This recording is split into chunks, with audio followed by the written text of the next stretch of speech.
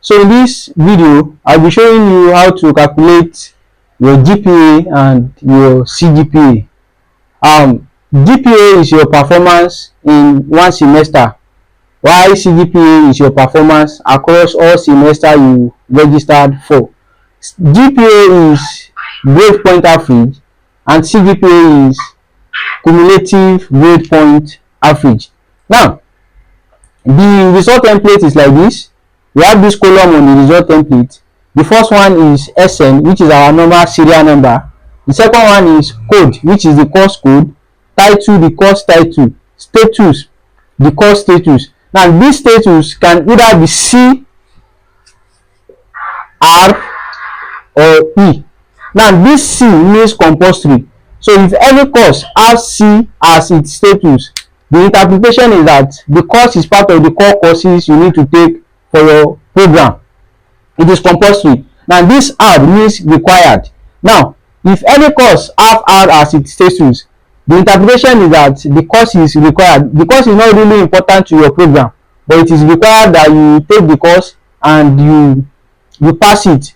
Now, it is mostly GNS courses, GST, and FTE that always have their status as R. Then the last one, which is E. E stands for elective. It is optional. So if any course have E as its status, the interpretation is that the course is optional. You can choose to take the course and you can choose not to do the course. It depends on your program. Of course, everything depends on your program. Now, R means the course is important, is compulsory. Sorry, C means the course is compulsory.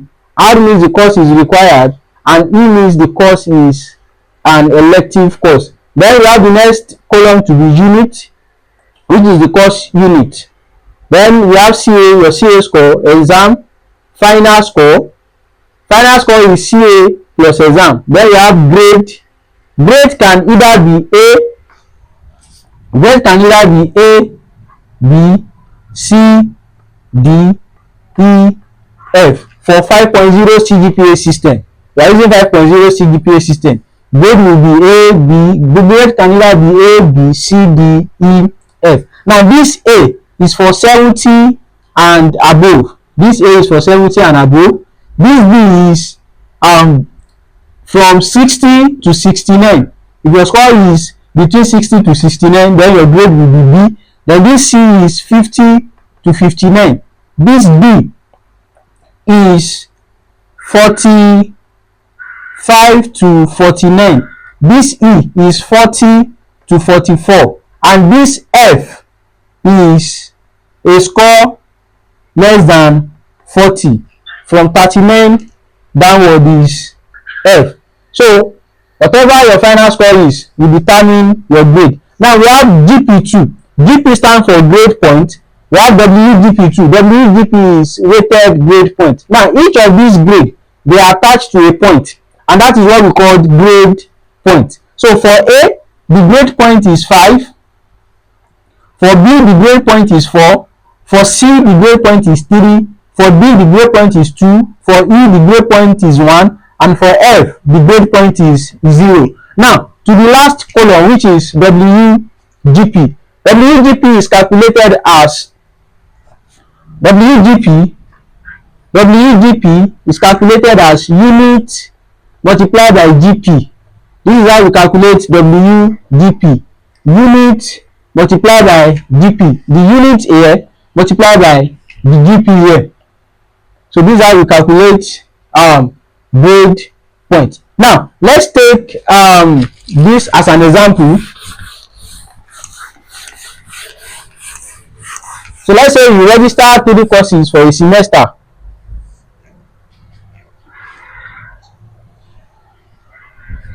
This is one. Let's say if you have physics 101. Let's say this is first semester. We have physics 101. So maybe the title will be there automatically. And let's say the status is R. Let's say the unit is 3. And let's say you have 20 in your CA and you have 50 in your exam. Of course, your final score will be 70. Since your final score is 70, your grade will be A. Now since your grade is A, then the grade point for that course will be 5. The WGP for that course will be, remember that WGP is unit multiplied by grade point. The unit is 3 and the grade point is 5. So the WGP will be 3 multiplied by 5, which will give us 15. So let's say the second course is GST 102. Of course, it will have its own title as well. It will be hard. But let's say the unit is 2. So let's say in your exam you have 10. Sorry, in your CA you have 10. In your CA you have 10. Then in your exam you have 35 in your exam. The final score will be 45. Since it is 45, the grade will be D. Now the grade point for D is 2. So the WGP will be 2. Our unit is 2 and our grade point is 2. The WGP will be 2 multiplied by 2, which will give us 4. So let's take the last course, Val 107. Compulsory. Then let's say the unit is 1.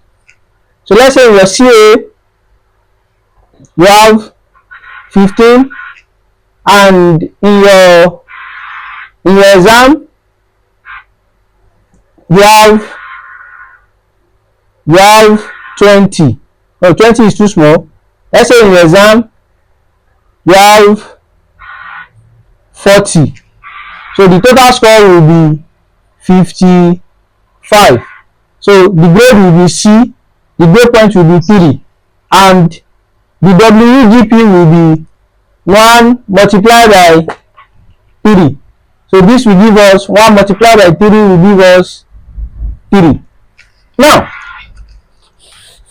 remember I said GPA is your performance in only one semester for a particular semester, and CGPA is your performance across all the semester you register for. So you only have GPA in one semester. So if you want to calculate your GPA, the formula for calculating GPA is total WGP divided by total unit for that semester, for the semester, for that semester only. So this is our WGP. So the total here is 15 plus 4, that is 19, plus 3, then we have 22. So the total unit for that semester, this is 3, 2, that is 5, plus 1, that is 6. So GPA for that semester will be 22 divided by 6. The GPA will be 22 divided by 6, and this will be 3.67. It will give us 3.67. CGPA and GPA are always approximated to 2 decimal place. So your performance for this semester is 3.67. So let's say this is your first semester result. Now take note of the total WGP and the total unit. For first semester, the total WGP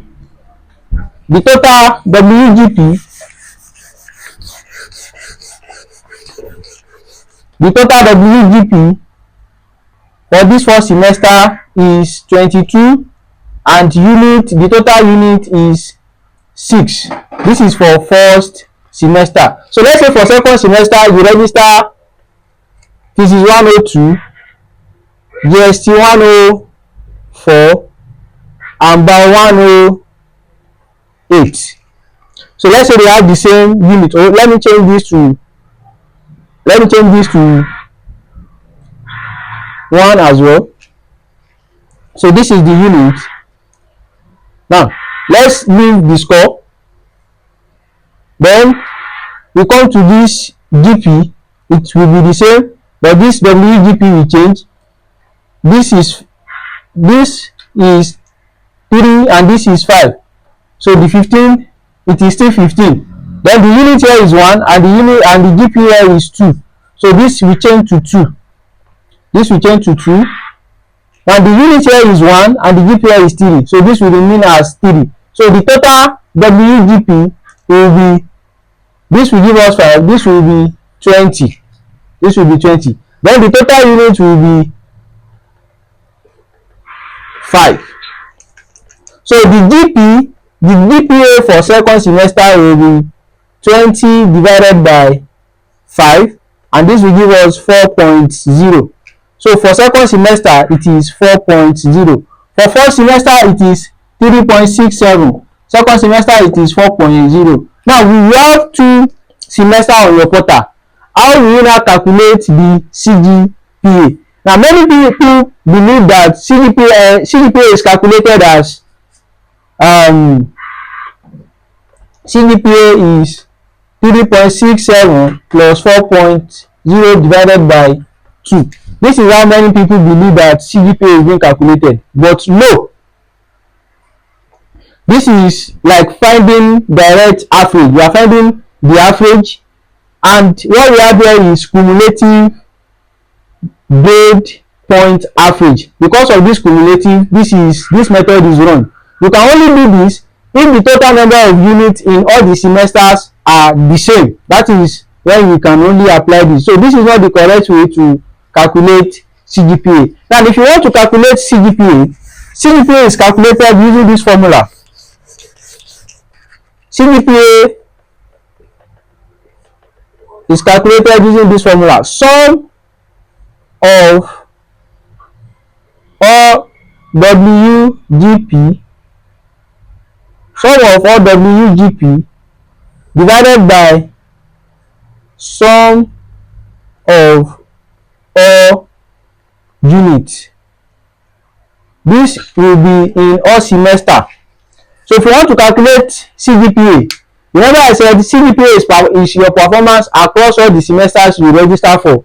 So the formula is sum of all CGPA, all WGPA in all the semesters you register for, divided by the sum of all units in all the semesters you register for. Here we only have 2 semesters. So this is the WGPA for the first semester. So the CGPA for this result will be the first semester 22. Now for the second semester we have 20, then plus 20 divided by the first semester unit is 6 plus the second semester unit is 5. So this will be 42 divided by 11. 42 divided by 11, and this will give us 3.82.